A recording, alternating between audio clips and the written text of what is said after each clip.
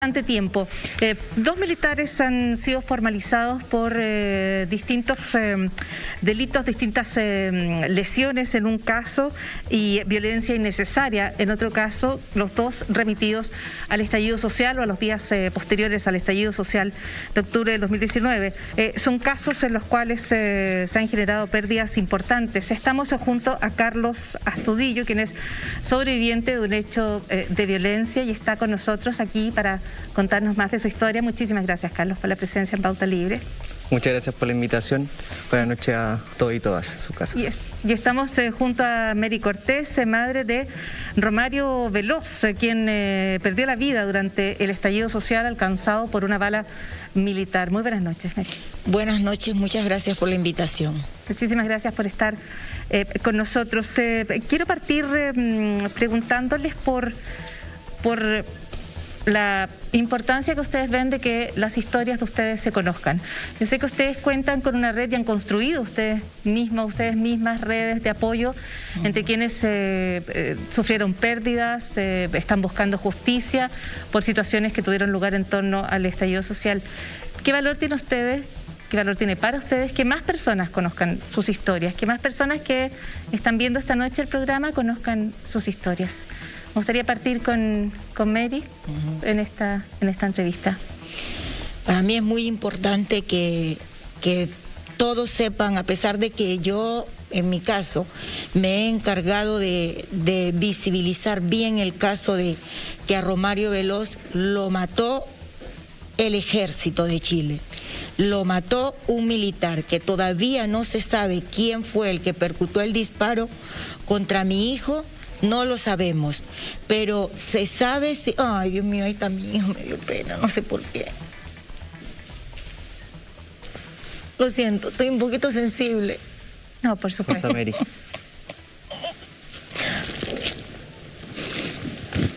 Ya, no vine a revictimizarme, pero no puedo. No, Mary, no se preocupe, tómese un minuto. Me dio mucha pena. Mary, estamos acá. Mary, ¿tiene un poco de...? Perdón.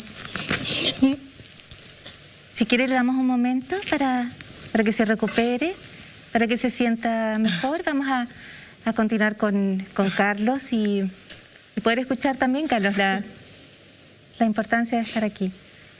Sí, soy Carlos Astudillo. A mí los militares me dispararon el 20 de octubre del 2019. Fue uno de los casos más emblemáticos del estallido social. Recordarán en sus casas a un joven que lo arrastraban ensangrentado en Colina, luego, obviamente lo subían ensangrentado.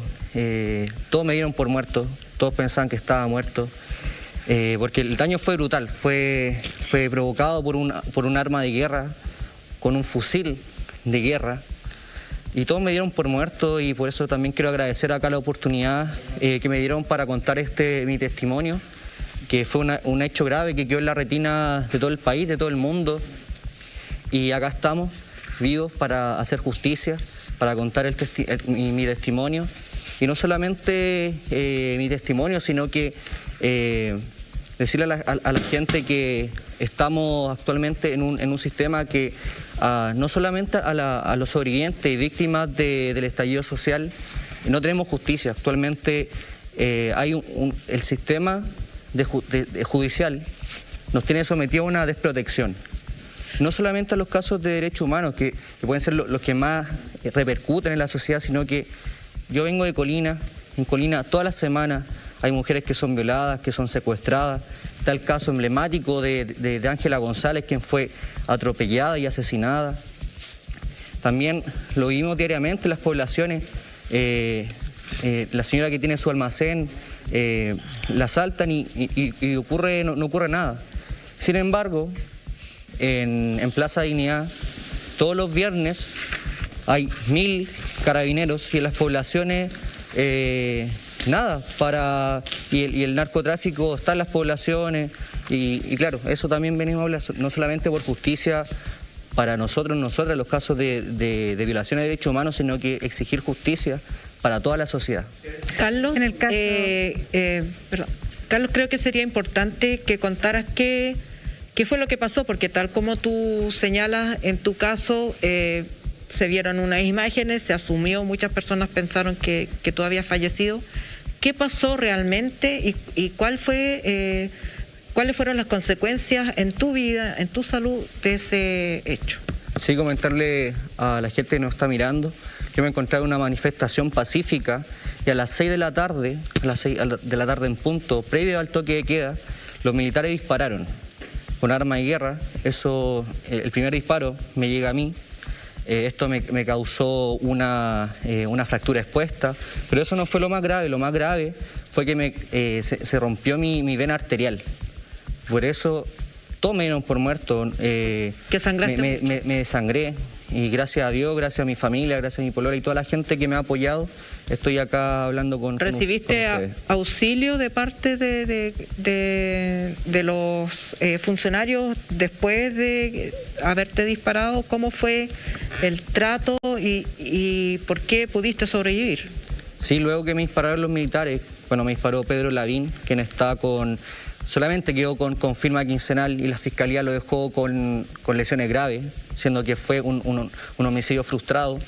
Los militares me arrastraron ensangrentado por el suelo y ellos mismos me aplicaron un torniquete, dado la desmesura que utilizaron al aplicar la fuerza. Y ese torniquete, si bien me salvó la vida, casi me la quitan los propios militares. Este mundo está, al final nos damos cuenta, plagado de mucha dualidad. Que mismo me quisieron quitar la vida, también me la salvan, pero fueron muchas cosas del destino que me permitieron estar acá dando este testimonio. Tú quedaste con lesiones graves, ¿no? ¿Cuánto tiempo tardó tu recuperación y si todavía tienes secuelas? Sí, yo he pasado por 16 operaciones, tengo una deuda millonaria, quedé discapacitado a causa del Estado, del disparo que me causa Pedro Lavín. Me tengo que desplazar con muleta. Antes era un joven bien activo, practicaba boxeo, defensa personal. Bueno, yo a la universidad, como dije, yo estudié administración pública, ciencia política, y quedé con esta lesión que es permanente. Aparte me quedó una osteomielitis, que es una infección crónica en el hueso. Y eso, claro, a 5 o 10 años se puede volver a generar, e incluso tengo el riesgo de perder la pierna. ¿Has tenido asistencia del Estado? Pues entiendo que tú debes 200 millones de pesos en gastos médicos. ¿Has tenido ayuda del Estado para cubrir esas necesidades? Sí, la ayuda del Estado ha sido prácticamente nula. El Estado, ninguna autoridad de gobierno me ha pedido perdón, tampoco a las víctimas. Y tampoco nada, todo ha sido cubierto por mi familia, por la solidaridad de la gente. Y claro, tenemos una deuda millonaria que ninguna persona en este país debiera estar sometida a esto, una deuda tan grande. ¿Yasna? Mary, usted nos está contando las circunstancias de la muerte de su hijo. Nos gustaría conocer la historia. Mira, primero que todo, pido disculpas a los televidentes.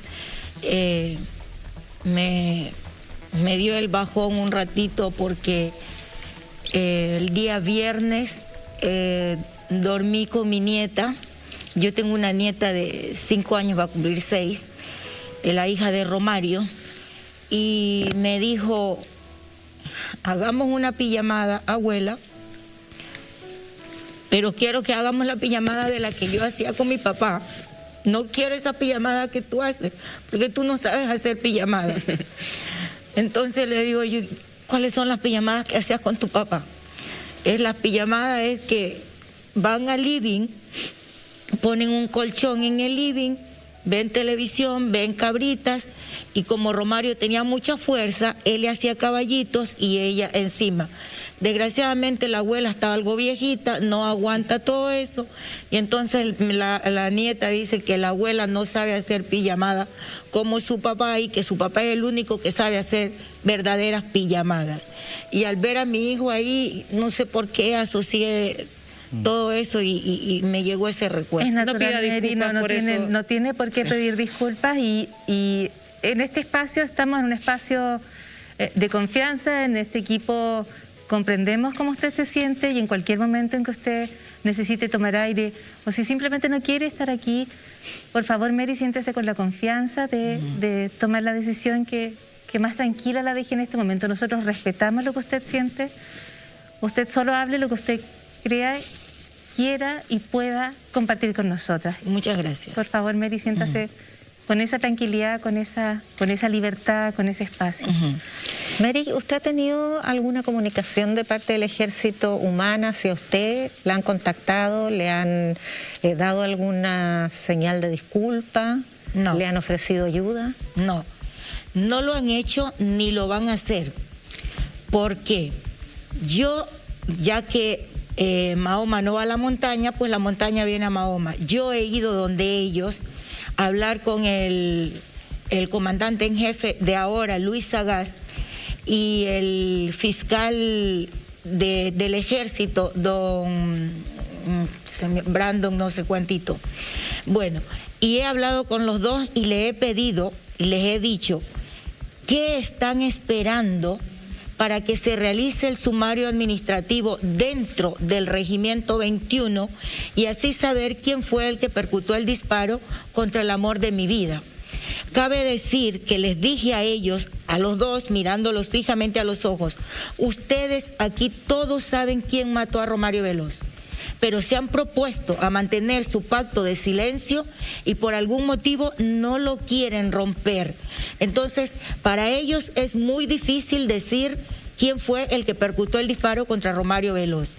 El día jueves, nuevamente este capitán José Faúndez nos llevó por quinta vez a la Corte Suprema, porque siempre está pidiendo que quiere su libertad, que quiere su libertad. Y por quinta vez le volvimos a ganar y se tiene que quedar ahí. Yo no sé qué libertad pide este personaje. Si este capitán José Faúndez, si bien es cierto, está con prisión preventiva, pero está en su cárcel de privilegios. A él no le han dado la baja, él está ejerciendo. Entonces yo no sé qué es lo que quiere. Me quiere fastidiar la vida, quiere meternos el dedo dentro de la llaga para que sigamos sangrando. No sé cuál es la idea. Mary, una pequeña pausa. Usted dice que hay un capitán de ejército que ha sido formalizado por la muerte de su hijo y que está en este momento en prisión preventiva. Sí. Pero usted dice, él no es el autor de los disparos. No, porque dicen que él es responsable de haber dado la orden de disparar a Romario Veloz, pero todavía no se sabe quién fue el que percutó el disparo. Entonces, si ellos están ahí guardándose eso de quién fue el que percutó el disparo y no quieren decir, es porque fue alguien de arriba también que disparó a Romario, porque de haber sido uno de esos niñitos, hace rato lo habían tirado a los leones. Mary, perdona. Sí, solo una pregunta más, pero en las circunstancias en las cuales fallece su hijo, cuéntenos lo que ocurrió en ese momento, porque usted ha dicho que aquí hay un tema de discriminación también. Claro que sí. Yo insisto, y si mañana me muero, tan guapo mi hijo, yo voy a morir en mi ley. A Romario lo mataron porque como era el único negro que estaba en la plaza, para su asesino fue un blanco fácil. ¿Por qué digo esto? Cuando empezaron los disparos, primero dispararon a un caballero en el abdomen. Ya vieron que había un caído. ¿Por qué no cesaron? ¿Por qué no dijo este capitán Faúndez alto al fuego? No lo hizo. Volvió a dar una segunda orden y es ahí cuando matan al negrito. Cabe decir que al primer caído le dispararon en el abdomen, pero no le tiraron a matar. Luego, después de mi hijo, hubo un tercer disparado, pero también le dispararon en la pierna, tampoco le tiraron a matar.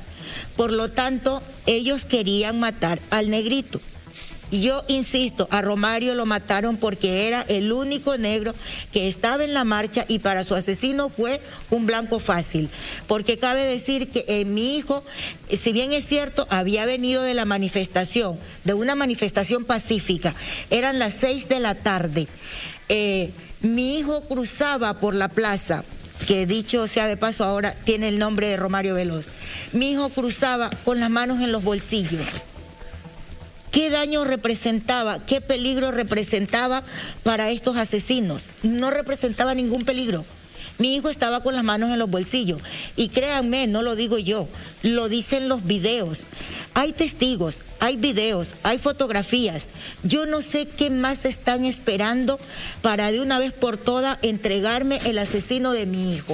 Mari, creo que es bueno que le contemos a nuestra audiencia dónde ocurre esto, en qué la marcha iba, entiendo, pasando por frente a un mall.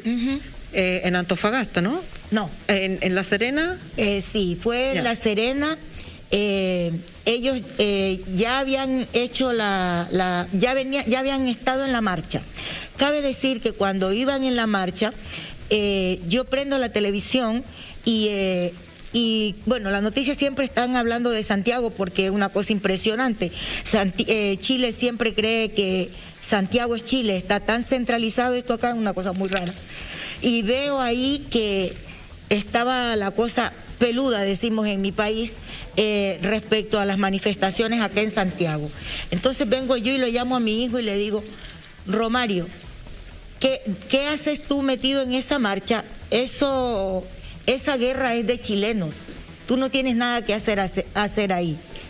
A lo cual mi hijo me manda un video muy corto, me muestra en el video, hacia atrás vienen hombres, mujeres y niños, cacerolazos. En el centro viene él, profesionales de la salud y sus compañeros de la universidad. Y más adelante, nuevamente, hombres, mujeres y niños, incluso hombres que iban con niños aquí en sus hombros. Créame, por la cruz de Dios, en La Serena nunca pasó nada. Yo como madre, ¿qué me iba a imaginar que ese iba a ser el fatídico día para mí?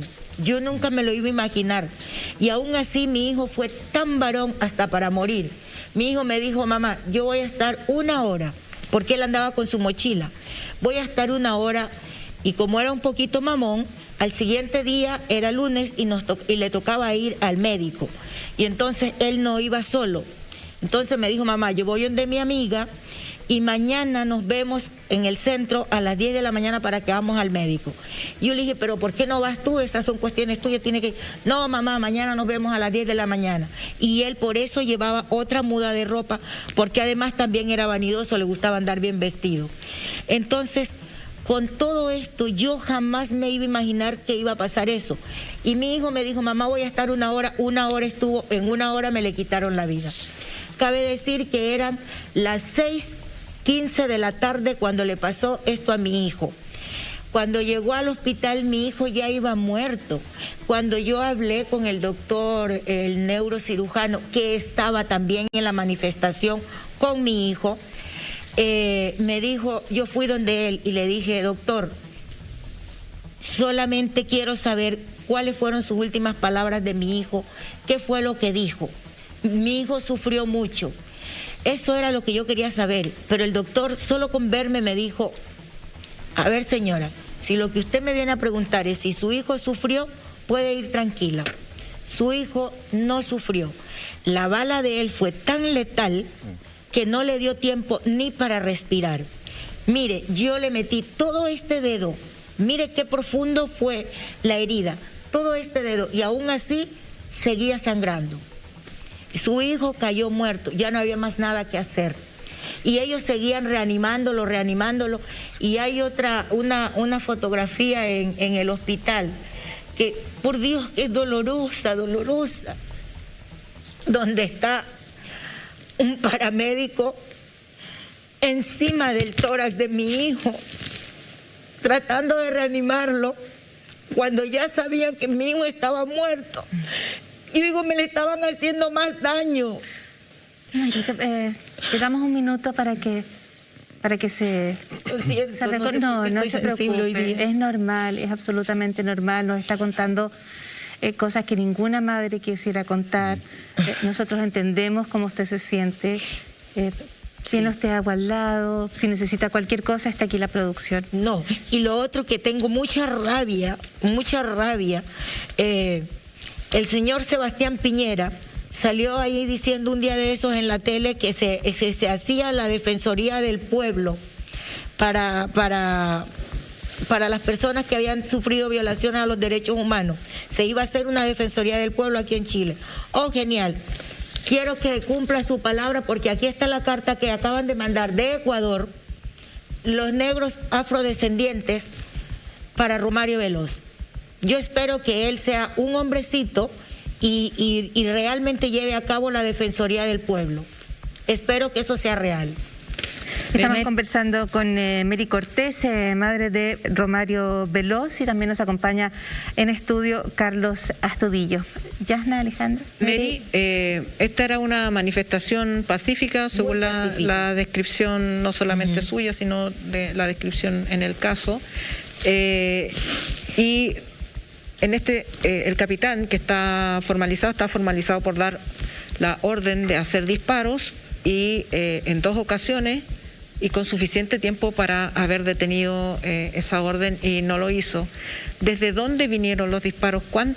¿Cuántos funcionarios del ejército estaban disparando a la muchedumbre? Según el relato del neurocirujano que asistió a su hijo, él tuvo que atenderlo y agachado para evitar las balas. ¿Cuánto rato duró ese? No solo el neurocirujano, también estaba ahí un kinesiólogo, una enfermera y una paramédico. Y dice que todos hacían lo imposible por tratar de reanimar a mi hijo, y aún así los disparos seguían. Era un repliegue de militares entre 40 y 50. Y si usted mira bien la marcha, te prometo, exageran de haber habido unas 60 personas, y ya estoy exagerando. Entonces era demasiado. Se dice que ellos llegaron al mall porque estaban saqueando el mall, supuestamente, lo cual tampoco fue real. Entonces, que por eso ellos estaban allá. Cuando llegaron, cuando llegó la manifestación a Alberto Solari, los militares ya los estaban esperando. Pero, insisto, si aún hubiese habido saqueos en el mall, si mi hijo hubiese entrado a esa tienda, si mi hijo hubiese salido con un refrigerador en la mano, un televisor, qué sé yo, aún así lo había defendido a capa y espada. ¿Por qué? Porque si ya está robando mi hijo, debieron haberle leído sus derechos. ¿Qué es lo que dice el protocolo? Tienes derecho a un abogado, tienes derecho a permanecer en silencio, esposármelo y llevarlo a una cárcel. Y yo en este momento estaría visitando a mi hijo vivo. Entonces no hay justificación para quitarle la vida a un ser humano, porque si nos vamos a dedicar a quitarle la vida a un ser humano porque estuvo robando, pues entonces ¿por qué no lo han matado al presidente Piñera, que es el mayor ladrón que tenemos aquí? Y se lo digo a él de frente, porque no es capaz de mandar, a mí no me manda a decir con nadie que quiere hablar. 3 cartas le he mandado que quiero hablar con él, no quiere, no se puede. Y aquí las tengo en mi celular. Recién, el día jueves de la semana pasada, volví a pedir audiencia, incluso hasta con el ministro de Defensa y con el ministro del Interior, don Rodrigo Delgado. Todos dijeron que no. Por algún motivo, ninguno de ese gobierno quiere hablar conmigo. Por algún motivo. Fabiola Campillay sale diciendo... después no quieren que el pueblo salga a quemar y a hacer disturbios. Y sale el ministro del Interior y dice que porque ella habla eso. Yo hablo todo lo que quiero y no me mandan a nadie. Dígame si no me están discriminando también. Hay una discriminación racial ahí. Como él tiene ahí su aparofobia, creo que es la palabra, que le tienen fobia a los pobres. Todo eso entra ahí. Todo eso entra ahí, porque a mí no me dice nada, no me manda a decir nada. Pero sin embargo, ni bien yo llego acá a Santiago, él ya sabe que llegó la mamá de Romario Veloz. ¿Sabe usted que yo vine la semana pasada a hablar con el Contralor General de la República? Hablo con documentos en mano. Vine a hablar con el Contralor General de la República para decirle que por favor nuevamente vuelva a dar la orden al ejército, al regimiento 21, para que se abra el sumario investigativo y saber quién fue. Porque ellos ya les habían mandado, pero el ejército dijo que no lo querían hacer, porque no les da la gana sencillamente, porque esto estamos hablando de los altos mandos. Pero si hubiese sido mi hijo el que mató a uno de estos, hace rato que a mi hijo me lo daban por perdido, me lo daban cadena perpetua, o ya me lo habían matado también, así de fácil, porque aquí hay justicia para los que tienen plata, para la élite hegemónica, para los pobres es lo que no hay justicia. Carlos, ¿tú estás de acuerdo con las palabras de Mary y crees que el proceso constituyente que ha comenzado va a sanar, va a hacer algún cambio respecto de esta justicia para ricos y justicia para pobres, esta discriminación, esta porofobia de la que habla Mary?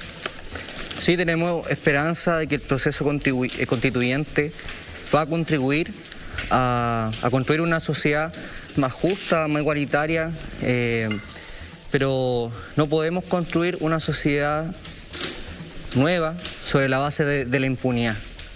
Llevamos más de 2 años exigiendo justicia, llevamos más de 2 años exigiendo verdad, porque hay muchos casos que aún no se sabe quién disparó. Por ejemplo, mi caso, el de la señora Mary Romario, se sabe y tenemos la suerte, pero hay cientos de personas que aún no han identificado a quién jaló el gatillo. Y esto ocurre en un contexto sumamente grave. A la señora Mary le quitan a su hijo el mismo día que a mí me disparan. Ese 20 de octubre fue uno de los días más sangrientos de nuestra historia reciente. Mary, cuando usted ve que en la Convención Constituyente que se pudo crear gracias a las movilizaciones en las que su hijo perdió la vida y ve a una representante de nuestros pueblos originarios chilenos a la cabeza de esa convención, ¿qué siente del pueblo de Chile? No de las instituciones que cegaron la vida de su hijo, sino que del pueblo de Chile. Sabe que a mí me encantó que fuera una mujer la presidenta de la convención. Ella habló súper bien, habló de los niños, de las mujeres, y me parece precioso. Donde no estuve de acuerdo, donde a ella se le olvidó, fue hablar de los caídos. Esa parte ella no habló, y yo por eso fui a la convención, y la semana pasada igual, y hablé con Jaime Baza, el vicepresidente, y le dije, mire Jaime, muy bien todo lo que dijo Elisa. Ya, entonces, pero se le olvidó lo principal, los caídos. Ellos son unos héroes, porque entregaron sus vidas para que esto esté en pie, esta Constitución. Entonces, se le olvidó esa parte. Dijo, vamos a hablar de ese tema, y ahí quedamos en hablar. Ahora estoy esperando que de la convención me llamen la Comisión de Derechos Humanos, que deseo con todo el alma que me llamen, porque... Pero hubo una declaración de la Convención Constituyente pidiéndole a los otros poderes del Estado que aceleraran las causas de derechos humanos y un proyecto de indulto para los presos de la revuelta. Pero es que mientras lo tengamos ahí al Sergio Mico, se llama este hombre, ¿no? Mientras lo tengamos a Sergio Mico, no vamos a ir para ningún lado, porque este hombre y nada es lo mismo. Es lo mismo, él no está haciendo nada. Ahora mismo los niños tienen tomado el Instituto Nacional de los Derechos Humanos. ¿Y qué hace él? Nada. No es capaz de ir a dar cara y decir, a ver, chiquillo, formemos una mesa de trabajo, qué sé yo, algo. No ha hecho nada. Mary, perdón, pero en sus casos, los casos que ustedes han comentado acá, yo quiero decir que estos casos están formalizados ante la justicia, que en el caso de Carlos Astudillo marcó un hito porque se trató de un funcionario militar formalizado por una situación, es violencia innecesaria en tu caso, es lesiones graves en tu caso, Carlos, y en su caso, Mary, en el caso de su hijo, hay un capitán de ejército en prisión preventiva. Ha habido ciertos avances de la justicia. Las denuncias que ustedes están planteando están formalizadas y ratificadas ante la Fiscalía. Hay un proceso en tribunales. Si nos remitimos solo a los tribunales, y hay muchos aspectos que usted ha mencionado, pero en los tribunales, ¿cuál es la esperanza de ustedes? Quisiera partir por Mary y luego Carlos. De los tribunales, de verdad que los fiscales, primero que todo, los fiscales se dejen de estar pidiendo, ¿cómo es? Que plazos. Están pidiendo siempre, dame 30 días, dame 60 días, dame 90 días, y el tiempo va transcurriendo, va pasando, y como yo digo siempre, veo pasar el tiempo y no veo llegar la justicia. Esa es una, que los jueces y fiscales ya de una vez por todas se aprieten bien los pantalones y no estén pensando solamente en que la justicia tiene que ser para los ricos, la justicia tiene que ser para todos, y que no me vengan a mí a decirme que hasta que la dignidad se haga costumbre. La dignidad no tiene que hacerse costumbre, la dignidad tiene que ser un derecho, la dignidad es un derecho. Y no es una costumbre, usted pide premura y pide decisión. ¿Y Sí. Carlos? Sí, es muy complicado que se haga justicia en el estado actual y en este gobierno. ¿Por qué? Y esto también es a largo plazo. La justicia hoy en día en nuestro país está altamente politizada. Los fiscales, los ministros de las Cortes Supremas son designados por ternas que decide el Senado y el presidente de la República.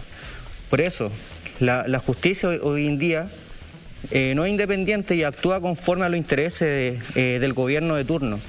Por eso también se requiere una reforma del sistema de justicia y es una gran tarea que va a tener el órgano constitucional en redactar un sistema judicial que sea a base del mérito, la imparcialidad y los principios de legalidad. Sí. Una reforma entonces más profunda. Carlos Astudillo, muchísimas gracias por haber estado hoy con Muchas nosotros gracias. hoy. Mary Cortés, muchísimas gracias por haber estado Me con falta un nosotros cachito. esta noche. Se acabó el tiempo. Se nos terminó el tiempo, pero le agradecemos que haya estado con nosotros.